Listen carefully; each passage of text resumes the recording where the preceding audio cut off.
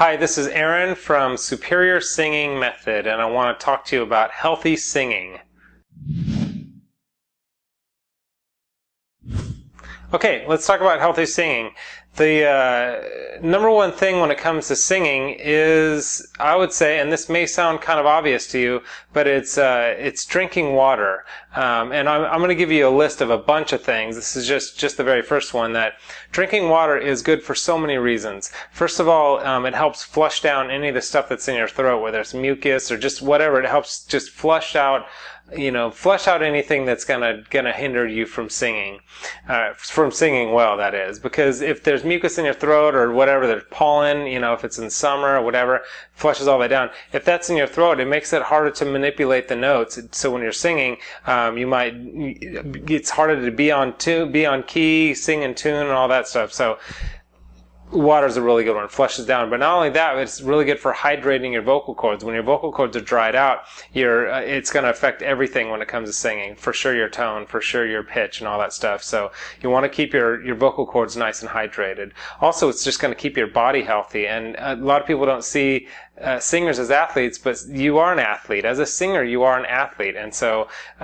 just as being any other athlete in any other sport, being fit will help that athlete be the best they can at their particular sport. It's the same with singing. The more fit you are and the more healthy you are, the better of a singer you will ultimately be. And certainly if you have to run around stage and if you're a performer, you want to be in good shape for all that as well. But hydrated cords and staying healthy and all that. What else? Along those same lines is diet. Since the singer is an athlete, having a good diet is going to help you. I'm a kind of a nutrition buff. I read a lot about nutrition, and I just read tons and tons of books, and as much as I can. I just really enjoy it, and I like eating well. And so just a couple of things. The water thing is huge. Avoiding processed carbohydrates, breads, stuff like that. Get most of your carbohydrates not from a box, meaning like box of cereal, box of anything you find in the middle of a supermarket type thing. That's usually where all like the refined carbohydrates are. But eat like good meats and eat vegetables and greens, and I mean that's all that stuff seems kind of obvious, but as Americans we don't generally do this. And you may be watching from another country, and maybe you have a better diet than most of us Americans do.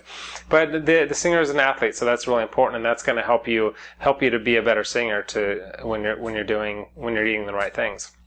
Another thing is, and this goes particularly into when you're singing, you want to avoid yelling. Yelling at any time, just like the hey, hey, yelling at people or whatever. You don't want to yell at people just in general, but yelling when you're singing particularly. So what people do is the yelling, the pulling up the chest voice. So you may not have heard that before, but pulling up chest voice just means you've got your chest head register and your head register. So your chest register is here when I'm talking in. So it's like,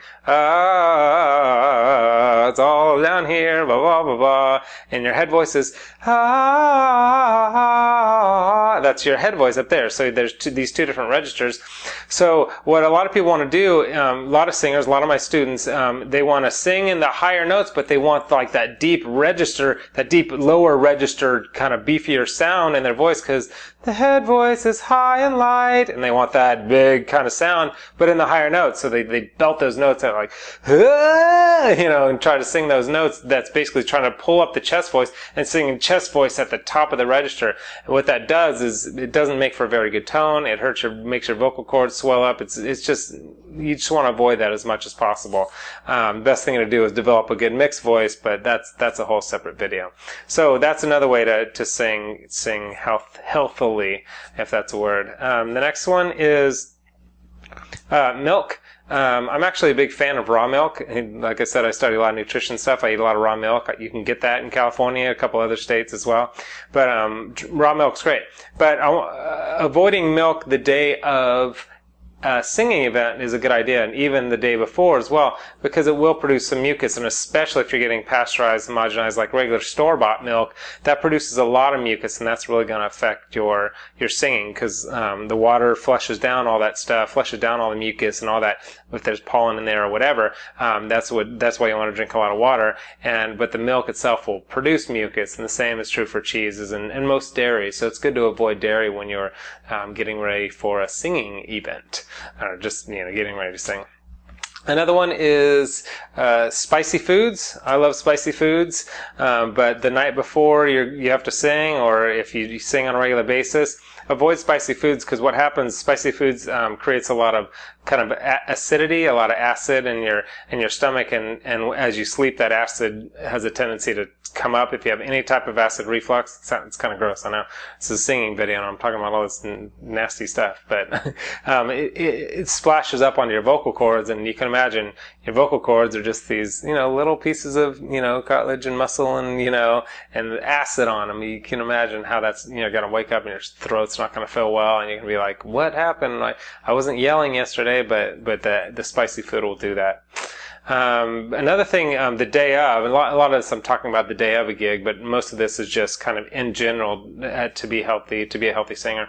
But the day of a gig, day of a singing, you want to definitely do a vocal warm-up exercise, and your vocal warm-up and your strengthening exercises, all those things, but you don't want to overdo those. Just do a really light warm-up routine and a little bit of the strengthening exercises, because if you overdo it, then your voice just won't be as shiny. It won't have as much luster when you go to sing, because you will have worn it out a little bit. So anyway, those are a couple of healthy singing tips, and I just want to encourage you to sing. If it is your goal to be a singer, singers sing. They practice singing. They practice their exercise. They look for opportunities to sing. And I want to encourage you that if that's what you want to do, you can do it, because it is possible to learn to sing. Even if you weren't born with a lot of talent, it doesn't matter. You can learn to sing. So I want to encourage you to go after your dreams and do that. So again, I'm Aaron from Superior Singing Method. If you don't mind, you want to share the love, go ahead and subscribe to my channel and leave a comment. I look through the comments and find out what people want me to post on my YouTube channel, and I do my best to try and post different, whatever it is that you want to learn about. I try and focus on those and post those on the channel. So go ahead and leave me a comment for that, and like it if you don't mind, show the love that way. And also the link below, I have a systematic, it's an 8-week systematic program that can help you become a better singer if that is what you're interested in. You're watching this, so I guess it is. So I've got that program and that link below, and there's you can also find a lot of other free tips and stuff there on my website, Superior Singing Method. That's about it. I hope that helps.